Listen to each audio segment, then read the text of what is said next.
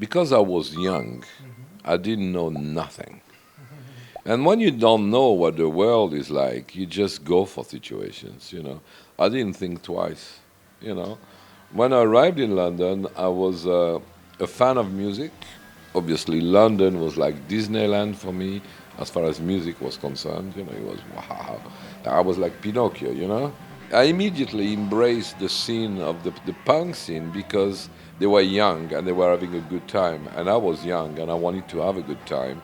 And it was really the first time that I was actually free. And I felt that freedom.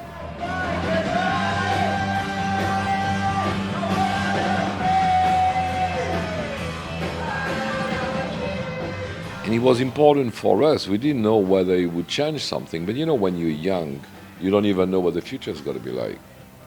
But you want to be part of something that is happening, you know, really.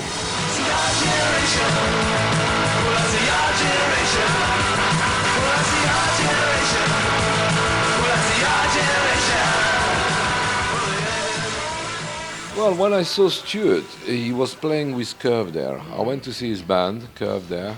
It was okay. I was impressed because for me it was, you know, I was talking to musicians and they were friendly. I was backstage in their dressing room talking to Stuart. And so, you know, for me it was like, wow. I was impressed that they were real. You know, when you come from abroad, and those people are real. They're a band. They make records.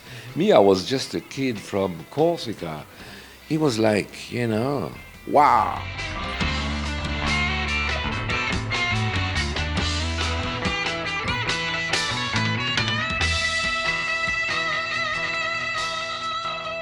So I was impressed by Stuart, but yeah, just like by everything. And so when he asked me to, if I, you know, he says, well, you know, so I hear you're a guitar player. I say, okay, yeah, I'm a guitar player. He says, why don't you come and jam at home? So I went to jam with him. You know, he was very simple, you know. He was playing drums, his brother was playing bass, his girlfriend was singing, and I was playing guitar. And then he asked me if I wanted to put a band together with him. And I said, not with them. You know, his brother couldn't play. Well, yeah, let me think about it. And he said, yeah, okay. He says, well, look, I was going out every night. He said, we need a bass player that can sing. If you see one, tell me, and we're going to start looking for that. He says, so are you serious about London? You're going to stay? I say, yeah, maybe. I think I like it more and more, you know. And he said, okay, tomorrow I've got one bass player coming down from Newcastle. He's arriving in London, and why don't you come and we jam with him? You know, he could be somebody for the band. I said, why not? So the next day I went to his place. We played some songs. That singer was Sting. He was like a jazz rock guy, you know. But he could sing well. He was a nice guy. So we asked him, do you want to be part of the band? What do you have in mind? And Stuart had all kinds of plans. He says, we're going to make a record. We're going to do all these gigs. We're going to be a three-piece, not a four-piece. We're going to call ourselves the Police.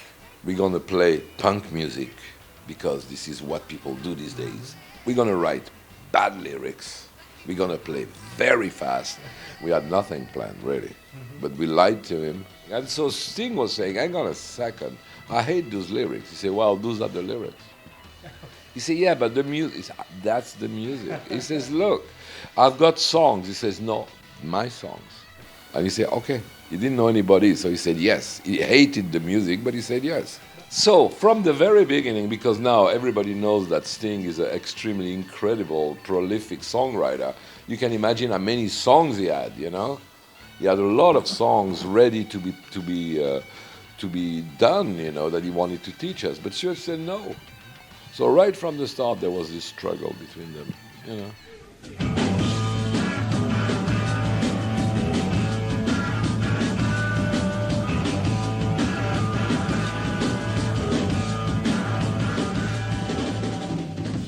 This is January '77 in London. We're on the roof of a squat. It was Stuart's squat. Sting brought a few clothes. I had a toothache, you can tell. My brother did that badge. No, not that badge, but my brother took that. He was a police, American police badge, and he made the first police logo. My brother is good at drawings, so that's it. And we borrowed glasses, we dressed up for the occasion. And I said I had a big toothache, so I got a stupid face there. But there you go. That's it. It was recorded in a 4-track studios. We didn't have the money. The money, it was about £100. That's all it cost. Everything, everybody was playing with names, the police. So the record company had to be illegal. We were trying to be provocative.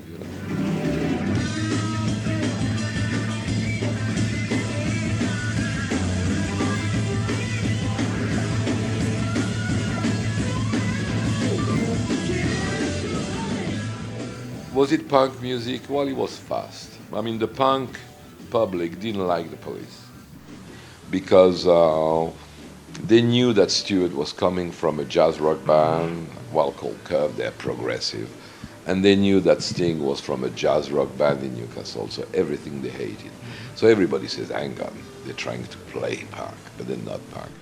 I was a sort of a punk, I was that every night, so everybody knew me, and everybody was telling me, just leave that band, it's shit, Which at the time was true. We were not very good, But we existed.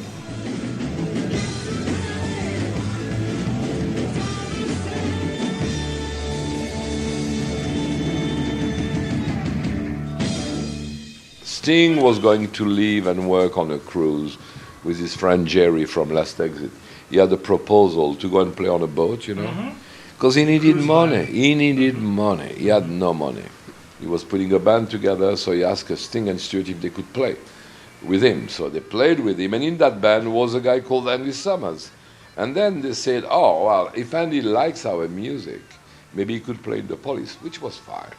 The thing is, when Andy came, it was kind of weird because he was Andy and Sting, let's say, against, not really, but Stewart and I.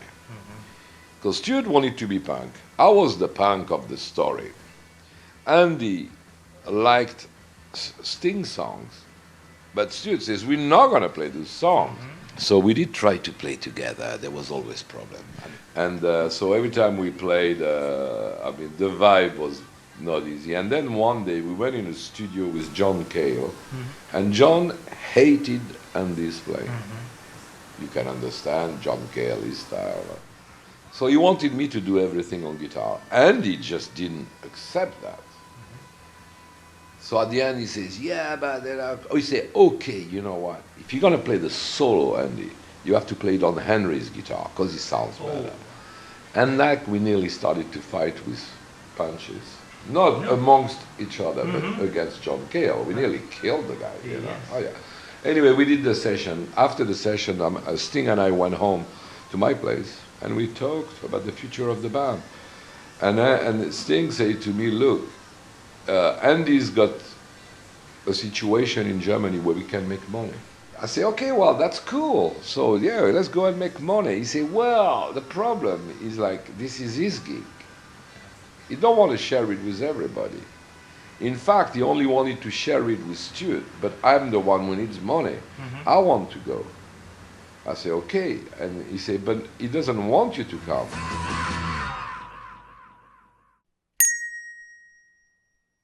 I said, that's okay. You should do it.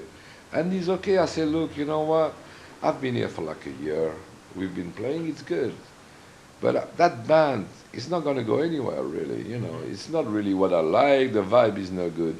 And I've been here for like a year, so I should go home and come back and find another band. Oh, okay. So that was the way it happened. So I left. They kept going. They went to Germany. They made their money. Everybody was feeling better. And I came back and I joined Wayne County and the Electric Chairs. And then we even took the Police as a support,